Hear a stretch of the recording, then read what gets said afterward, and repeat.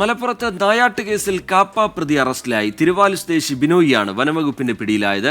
കുറുനരിയുടെ ഇറച്ചിയും എയർഗണ്ണും വീട്ടിൽ നിന്ന് പിടിച്ചെടുത്തിട്ടുണ്ട്. വിപിൻ സി വിജയൻ വിവരങ്ങളുമായി മലപ്പുറത്ത് നിന്ന് ചേരുകയാണ്. വിപിൻ, വിശദാംശങ്ങൾ എന്താണ് വിപിൻ?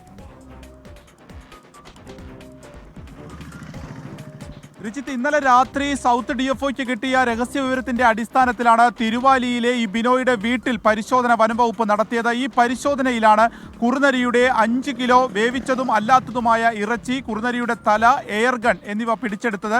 ഒപ്പം തന്നെ ഈ ഇറച്ചി പാകം ചെയ്യാൻ ഉപയോഗിച്ച പാത്രങ്ങളും വെട്ടാൻ ഉപയോഗിച്ച കത്തിയും ഉൾപ്പെടെയുള്ളതും വനംവകുപ്പ് ഇപ്പോൾ കണ്ടെത്തിയിട്ടുണ്ട്.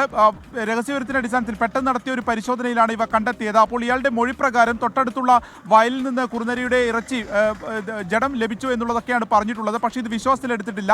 ഇയാൾ തന്നെ നായാട്ടി നടത്തി അത് എടുത്തതാണ് എന്നുള്ളതാണ് ഇപ്പോൾ വനംവകുപ്പിന്റെ ഒരു പ്രാഥമിക പരിശോധനയിൽ തന്നെ തെളിഞ്ഞിരിക്കുന്നത്. വന്യജീവി ആക്ട് പ്രകാരമാണ് കേസ് എടുത്തിരിക്കുന്നത്. ഒപ്പം തന്നെ ഇയാൾ കാപ്പ കേസ് പ്രതിയാണ്.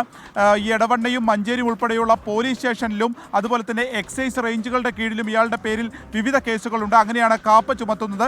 ഇപ്പോൾ ഈ ഒരു വന്യജീവി ആക്ട് പ്രകാരം കൂടി കേസെടുത്തിരിക്കുന്നു. മഞ്ചേരി കോടതിയിലാണ് ബിനോയിയെ അല്പസമയത്തിനുള്ളിൽ ഹാജരാക്കുക. റിജിത്ത്.